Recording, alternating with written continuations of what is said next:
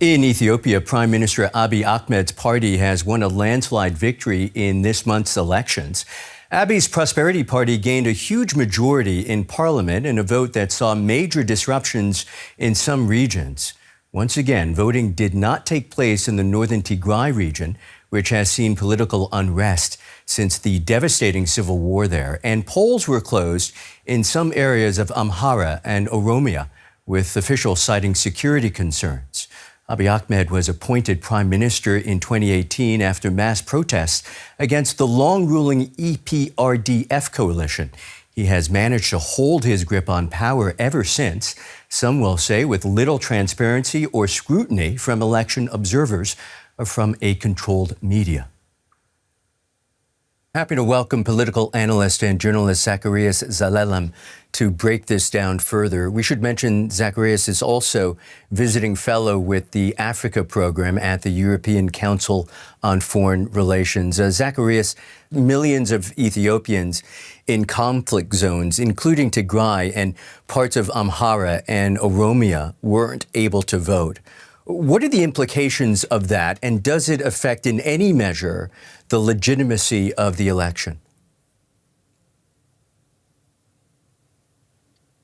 Well, this would be the second election in a row that we have entire swaths of the country excluded from the electoral process. So for the Tigray region, which is still reeling from the devastating war that killed hundreds of thousands from 2020 to 2022, this is the second straight general elections where there's absolutely no participation, meaning no representation, and 38 of the region's constituencies will remain vacant in parliament, with a lot of these war zones, especially the Oromia and Amhara regions, normally being robust zones of opposition. The exclusions of these areas due to war and other reasons from the process means a lot of the opposition to the government is also excluded from being voiced in parliament, at least for the next 5 years. By the way, as you know, Ethiopia has been a country in open conflict or on the verge of it, whether we're talking about hostilities in Amhara and Oromia or the shifting animosities among the federal government, the Tigrayan Regional Authority, and Eritrea. Where are we now on security issues? So there's still a lot that's up for speculation.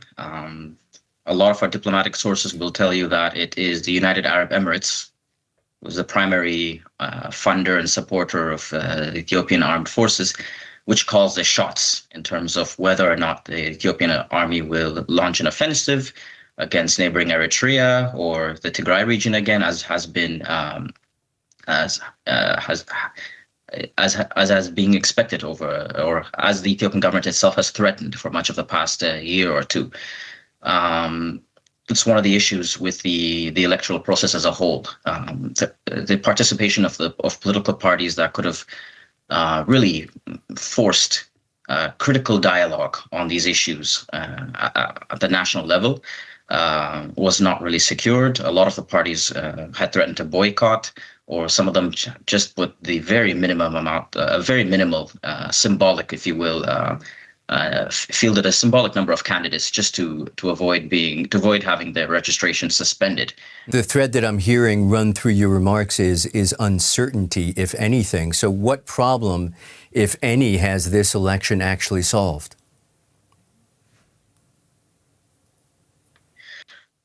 Well, unfortunately, the country has been characterized by lawlessness. At least one of the primary demands of most Ethiopians, citizens, regardless of their political persuasion, is a demand for greater security in the country, and that's not something that's going to be adequately addressed by the current elections, especially when the government still continues to hold military parades and issue veiled threats of war directed to its political opponents, both in the country and in neighboring countries.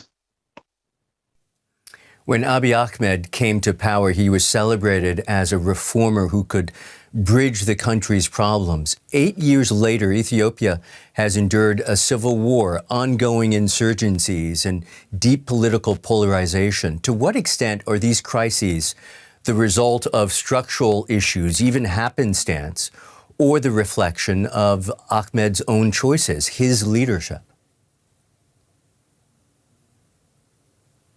Yes, you're right. The term Abiy mania was a whole thing in 2018 when he came to power and then implemented the whirlwind of reforms, thousands, maybe tens of thousands of political prisoners being released, and so many exiled politicians and journalists being invited back into the country. As I said, had there been free and fair discussions, debate, and polls in general, I think the ruling party would have been challenged on its main policy, with being its insistence on waging war against its political foes. That has been one of the core tenets of the Prosperity Party and Abiy Ahmed's leadership since coming to power.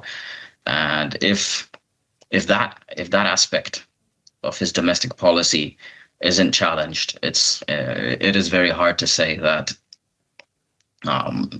there was this sort of process that encompassed all the various viewpoints of the very, very diverse Ethiopian people. We're talking about something like 80 ethnic groups.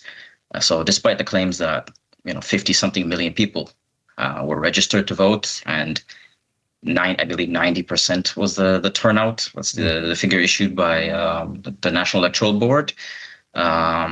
Without the critical issues, so being the economy, being the insistence to wage war, without these issues being adequately dissected, it's hard to say that the Ethiopia's very diverse political sphere and political viewpoints were reflected in the process that just culminated in the landslide victory of the Prosperity Party. Again, that was journalist and analyst Zecharias Zelalem.